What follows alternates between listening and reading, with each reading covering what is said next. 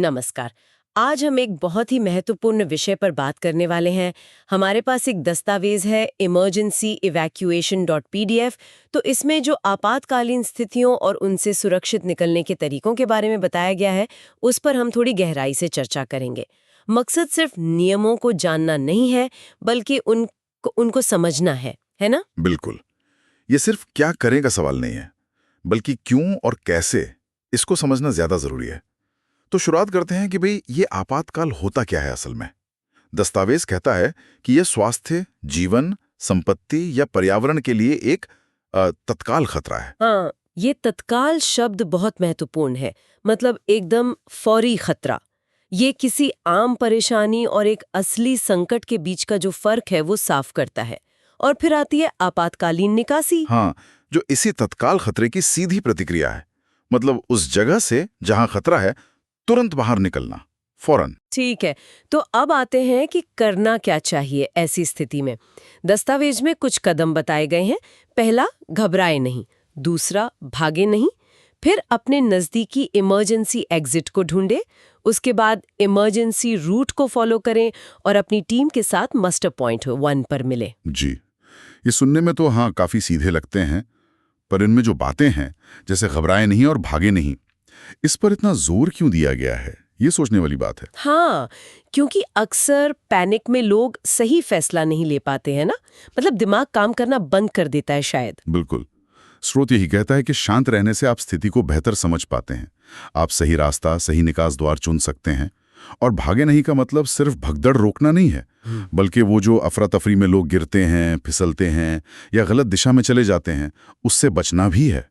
Panic में अक्सर लोग बस जो दरवाजा सामने देखा उधर भागते हैं, चाहे वो सुरक्षित हो या ना हो। ये तो बहुत अहम बात है। अच्छा, क्या दस्तावेज में अलग-अलग तरह की इमरजेंसी जैसे आग या भूकंप या मान लीजिए कोई केमिकल लीक हो गया, इनके लिए कुछ अलग तरीके बताए गए हैं या ये जो निर्देश हैं ये सबके लिए एक जैसे हैं? देखिए, ये दस्तावेज मुख्य रूप से उन सामान्य सिद्धांतों पर ही फोकस करता है जो ज्यादातर स्थितियों में काम आते हैं। लेकिन हाँ, ये जरूर इशारा करता है कि खतरे की प्रकृति अलग हो सकती है। तो आसपास क्या हो रहा है, अधिकारी क्या कह रहे हैं, उन पर ध्यान देना भी उतना ही जरूरी है।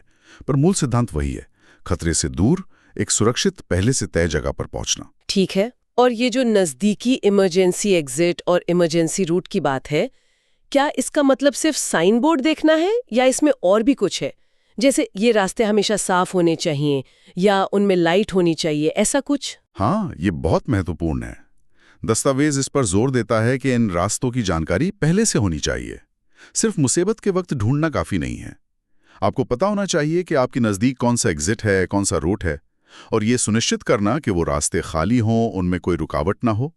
इमरजेंसी रूट का मतलब सिर्फ कोई गलियारा नहीं, बल्कि एक पूरा सुरक्षित मार्क किया हुआ रास्ता है जो आपको खतरे से दूर ले जाए। अच्छा, और फिर आता है मस्टर पॉइंट 1।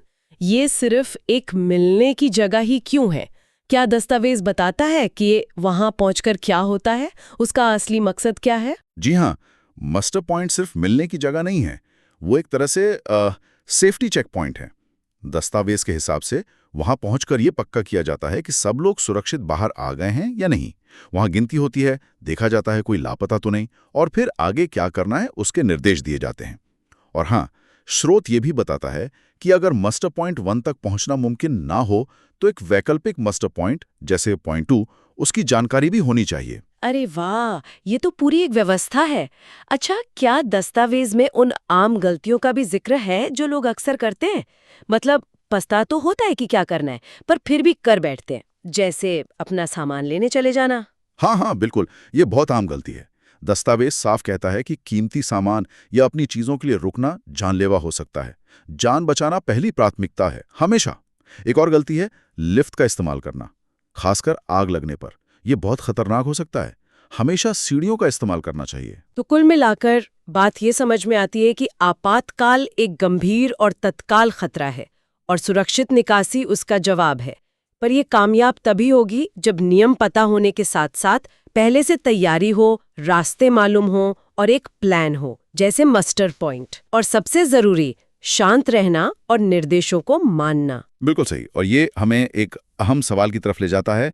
ये सारी योजनाएं कागज पर तो ठीक हैं, लेकिन असल संकट के समय वो दबाव में कितनी कारगर होंगी, ये इस पर निर्भर करता है कि लोगों ने इन्हें कितना समझा है, कितना अभ्यास किया है।